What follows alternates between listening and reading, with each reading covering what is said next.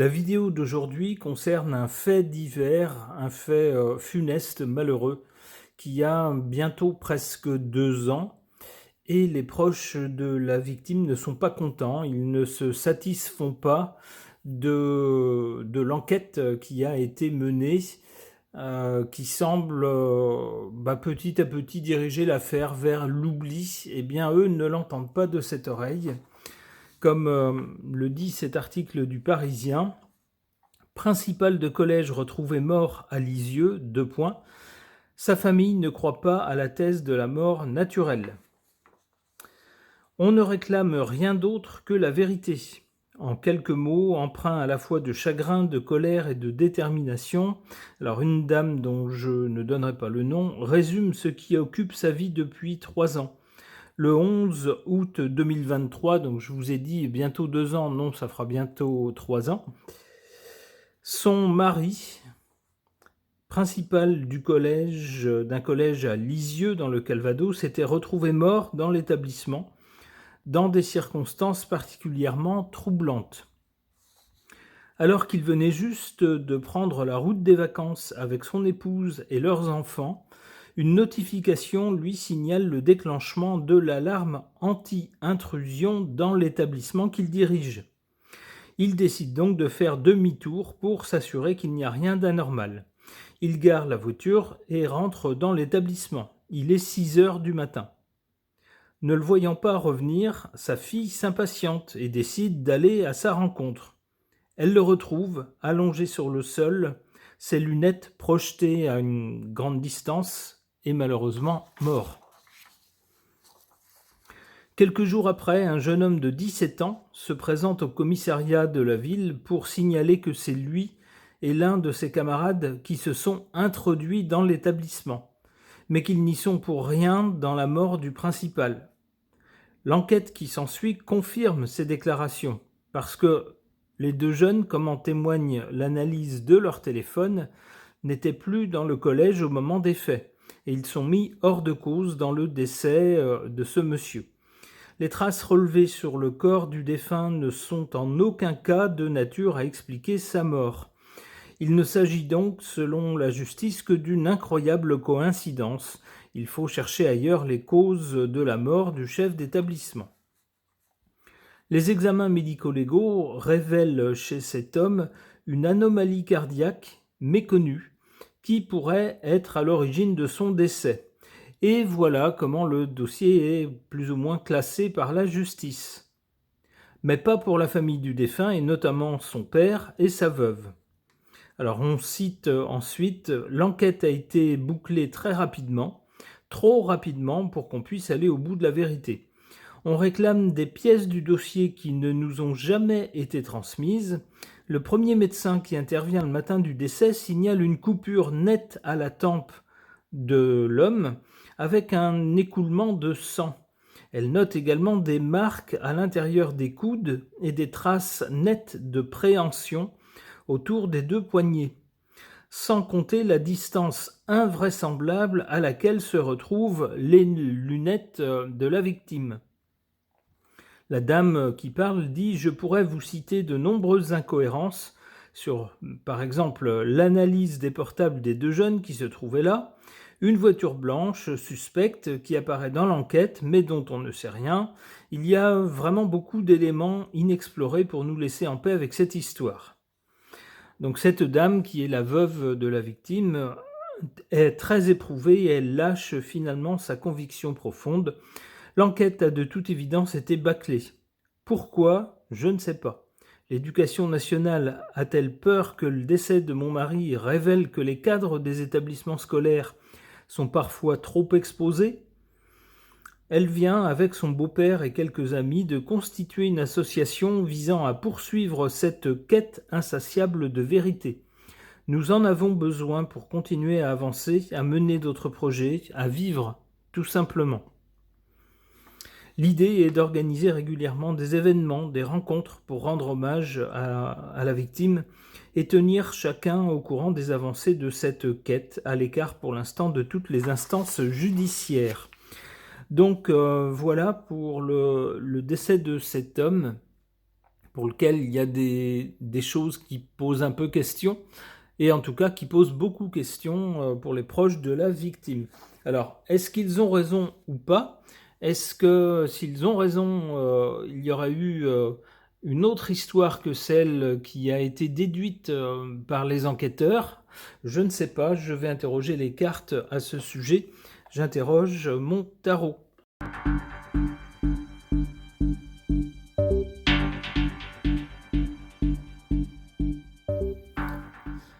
Alors, que pourraient suggérer ces cartes au sujet de ce drame? On a d'abord, à l'origine, peut-être la cause. Avec le mat, on a quelqu'un de dérangé. Alors, je pense pas que ça soit le proviseur. Je pense que c'est plutôt l'auteur du décès de cet homme. C'est du côté de l'origine de la cause. On a ensuite, avec la lune, de l'émotion, forcément, lorsqu'on découvre le corps. Surtout, on imagine, c'est sa fille qui a découvert le corps sans vie de son père. On imagine l'émotion que ça peut procurer. Et puis avec l'émotion, sur le coup de l'émotion, on peut s'imaginer n'importe quoi. C'est aussi l'un des attributs de la lune. Faire marcher l'imagination, la sensibilité, ça va avec. On se fait toutes sortes de films. Certains sont délirants, d'autres sont finalement pas si bêtes que ça, voire même parfois très inspirés. Avec la lune, on nous parle également de certaines choses qui sont montrées, mais d'autres qui sont cachées.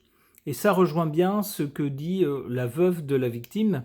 Elle dit que certaines pièces n'ont pas été communiquées et que l'enquête semble s'être faite sur une simple hypothèse, l'hypothèse d'une malformation cardiaque, qui ne tient pas compte de certaines traces inquiétantes sur le corps de la victime. Il y a donc bien des choses qui sont dites, montrées, et d'autres qui sont tues et qui ne sont pas montrées.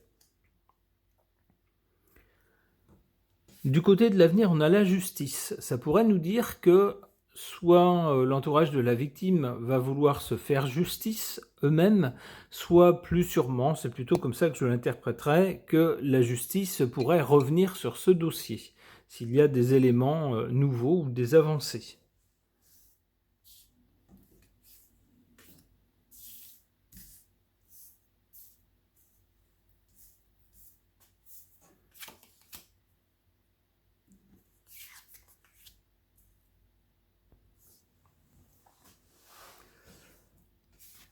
En carte favorable, cette carte de l'étoile, ça pourrait nous dire que la victime a rejoint les étoiles.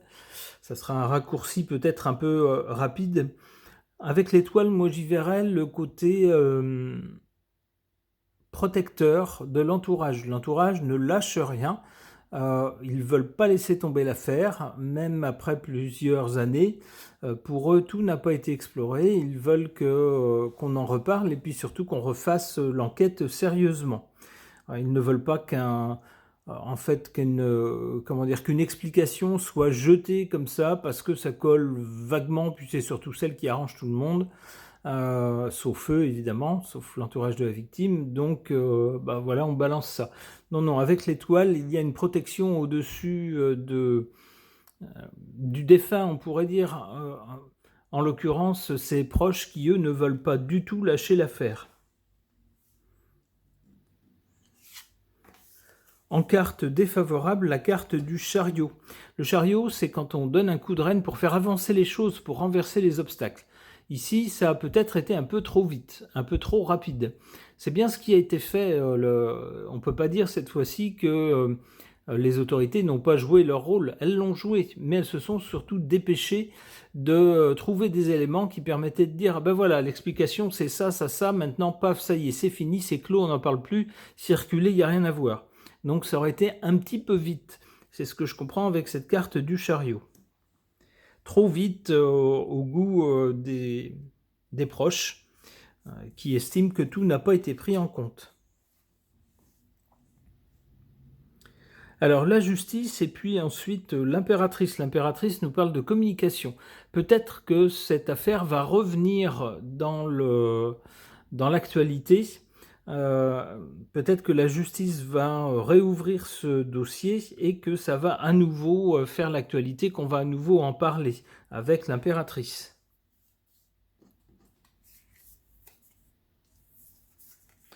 La force est un bras de fer.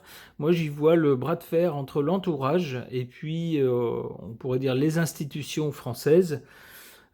Pour elles, le dossier est classé. Elles ont trouvé l'explication qui leur convenait avec des éléments à l'appui. Donc, pour elles, sans doute, elles vont être réticentes à rouvrir ce dossier ou à changer l'explication qui avait déjà été émise.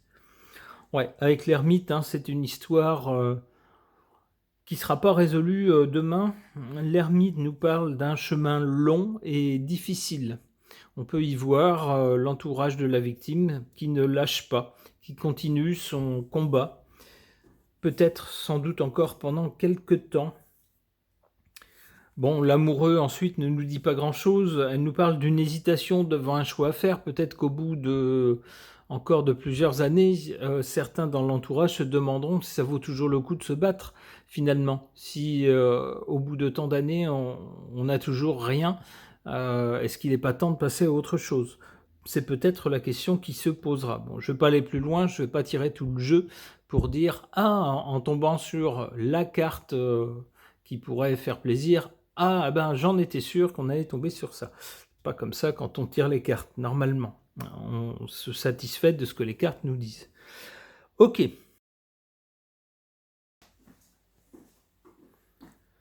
Par rapport à cette affaire, il y a quand même une question que tout le monde se pose. Alors, les proches de la victime ne l'ont pas dit explicitement parce que ça pourrait s'apparenter à une accusation, mais on le sent bien. On a l'impression que cet homme n'est pas mort de mort naturelle. Or, il y a eu une intrusion de jeunes la même nuit, au même endroit.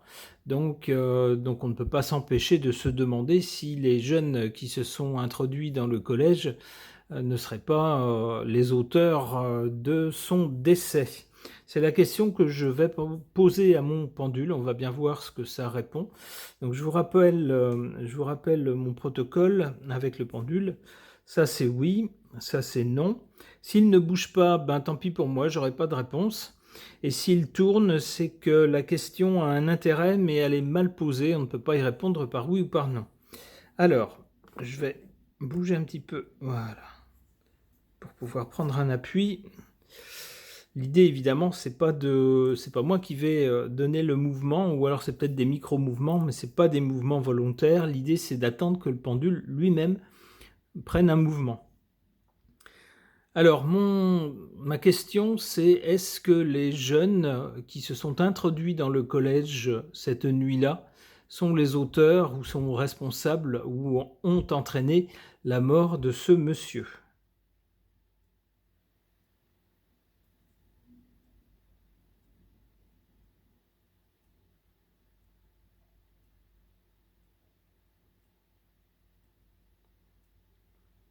Si je me fie au pendule, c'est non.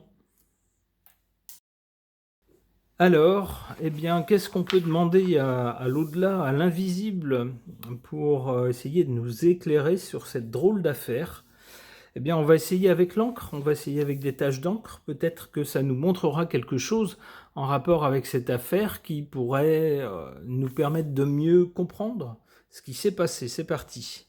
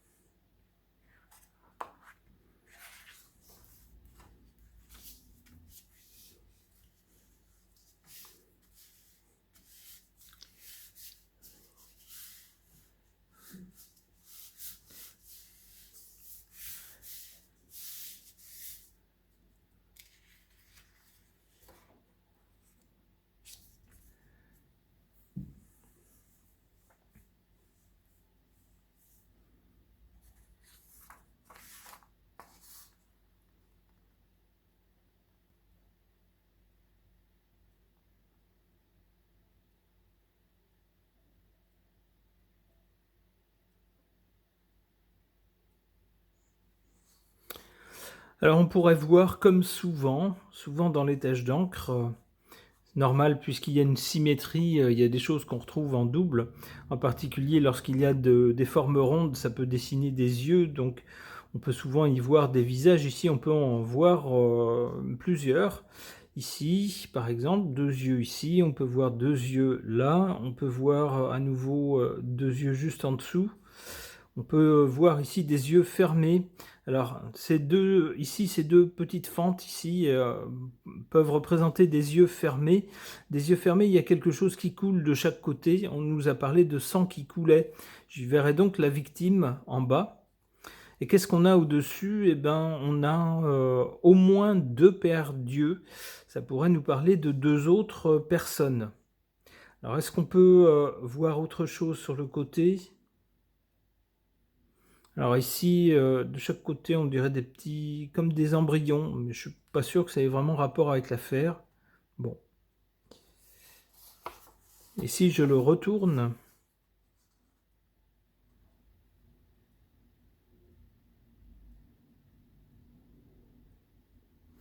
je retrouve à nouveau ici ses yeux fermés avec ces 2 petites fentes, ici. Et du coup, j'aurai en dessous les yeux, ici on dirait vraiment 2 yeux. Alors je vais tenter de vous faire voir ça plus précisément. Ici et ici, on dirait vraiment 2 yeux avec au-dessus des petits sourcils, donc de quelqu'un de méchant ou d'en colère. Ce que je verrais.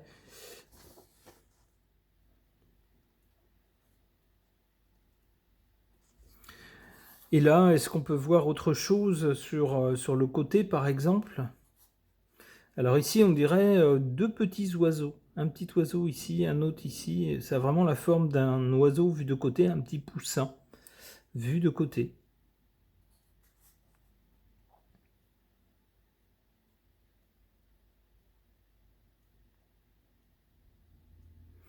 Bon, ben, je suis pas sûr que ça me parle plus que ça.